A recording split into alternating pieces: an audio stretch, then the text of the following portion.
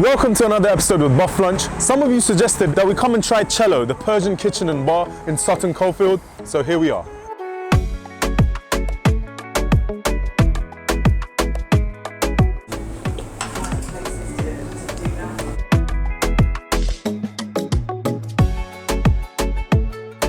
As you walk in, the decor is quite modern, but it still has influences of the Persian mosaics, backlit with some neon lights. They've got the beams, the wood paneling, and they've got this open bar that you can see all the different drinks that they serve. They also have seating outside additionally. Even though it's not a huge restaurant, the important thing is it feels cozy and you feel at home when you're here. So for the starters, we've gone for Sabzi, which is an aromatic soup that's made with herbs and has some meat inside, and it's actually from the central region of Iran, from Shiraz. Next, we have the Bandari, which is spicy sausage, tomato, onions, peppers, served with some naan, and that is from the southern region of Iran, from Bandar Abbas. Another side that we've got is Ghalieh Mahi, which typically is served as a main, but here they serve it as a side, as a small portion, which means it's good for us because we can taste that also. And it's a spicy coriander tamarind sauce-based dish, which typically has some seafood inside. Another starter that we've got is Olivieh, which is chicken, potatoes, eggs, peas, pickles, garlic, and again served with some naan. And Mast, Khiar, which is yogurt, cucumber, and mint, and it's similar to the Greek tzatziki, but this is the Iranian version of it.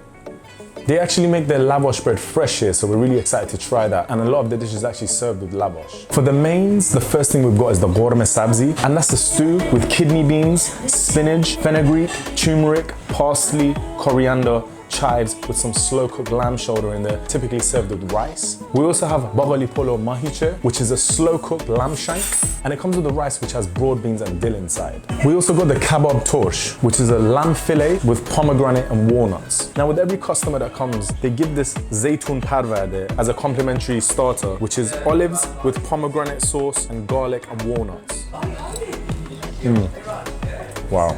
The taste of the olives, the crunch of the walnuts, and that pomegranate just adds some zing and some sweetness. All these ingredients just bring out the flavor out of each other. And it's a combination, if you've never tried it, I suggest you either make it at home or come to one of these restaurants and try it, because it's typically served in Persian cuisine. I'm gonna try the Sabzi. As you can see, it's got the crispy onions on top. You can see the chickpeas, you can see the herbs. My spoonful, I'm gonna get some of that crispy onion, get some of the lentils.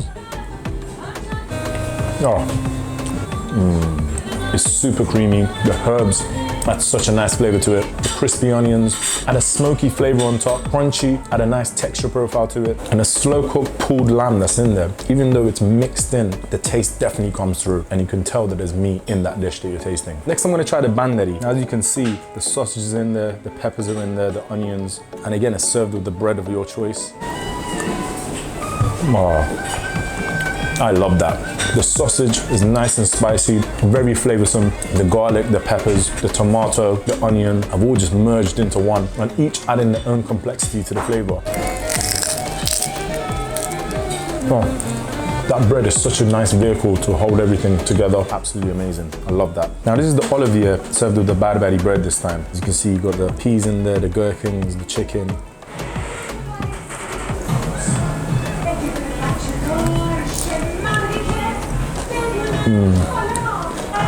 Oh. 2 hours later. If you've never had it, it's served cold, but the flavors, everything just balances each other so nicely. And the pickles just come through and add some acidity. The peas add some sweetness.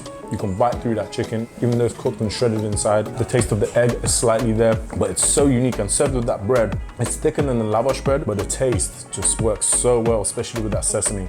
I'd actually suggest you get the Bandari with this dish, because it's such a good pairing. Now with this side dish, Mast, Khiar, you're actually meant to have it with the different dishes. So as you take a bite of the rice or you take a bite of the meat, you actually scoop some of this and eat that along with your dish. I'm gonna taste some with the Shank bread because it's different to all the other breads that we've tried today.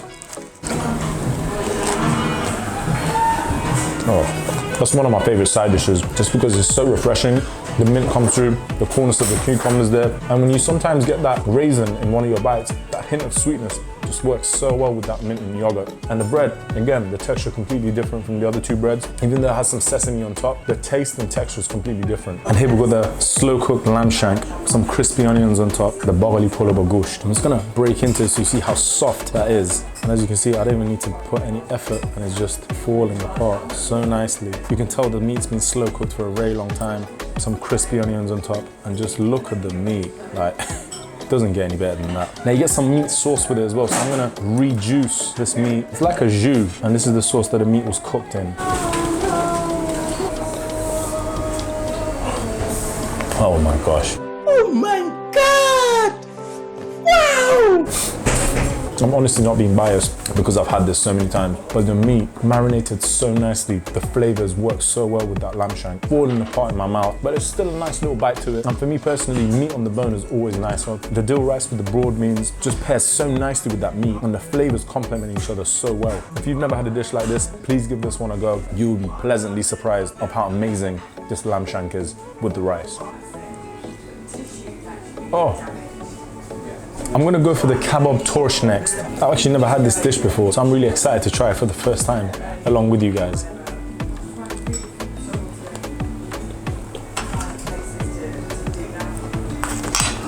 Hold on. Wait. Wait. I'm gonna go for another bite before I even say anything, please.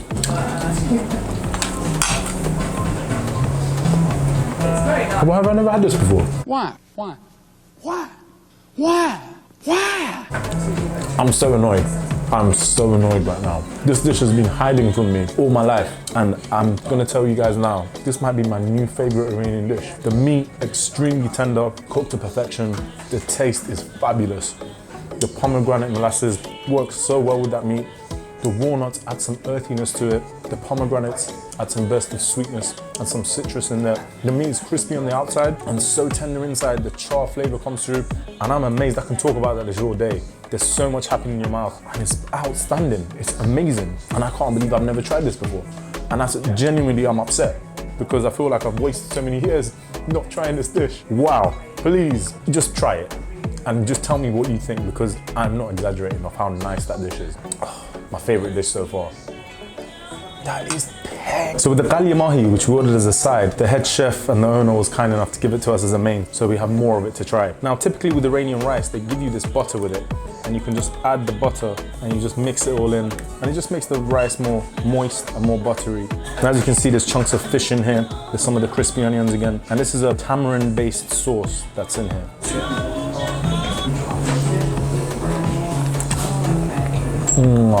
Perfect amount of sourness. The fish falls apart, but it's still quite meaty. The tamarind sauce, such a unique flavor. The crispy onions again coming in with a burst of smokiness and some crunch. But this is such a unique dish, and I don't think I've tasted anything else like it, but it's one of my favorite dishes. And let me tell you, they've definitely kept the authentic and traditional flavors. They've not tried to change anything. This is exactly how I remember it. If anything, it's probably a better version of how I used to remember it. Outstanding Ghalieh Mahi.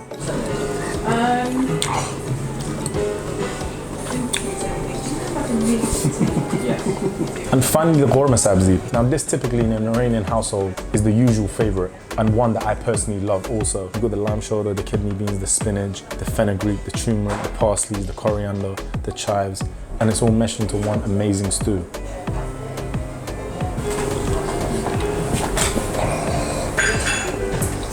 Oh man. This version of Ghormeh Sabzi is one of the best I've had. And it's very surprising for me to say that, because as everyone knows, their mum typically makes the best food. You're used to eating it growing up. My grandma used to make this dish really well, but this is outstanding. With this dish, having the right amount of the different herbs is really important. The sourness of the dried lime that they put in there, the slow cooked meat that's in there, everything has to be the right amount, and the ratio has to be correct for it to be super delicious. And they've got the ratio down perfectly. And listen, there's no wonder why it's everyone's favorite in Iran. You just have to try it for you to understand why it's such an amazing dish, why it's so complex in flavor, and why it becomes a dish that you tend to crave all the time.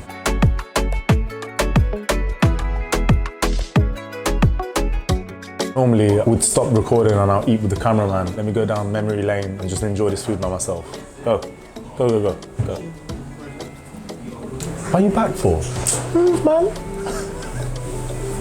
That's it for another episode with Bufflunch. I now have a new favorite Persian dish with the kebab torsh. Make sure you guys come and taste it for yourselves. And don't forget to like, subscribe, leave a comment in the video if there's another restaurant or another Persian restaurant that you know of and you'd like for us to visit. Make sure you let us know and we'll get there too. And we'll see you next time.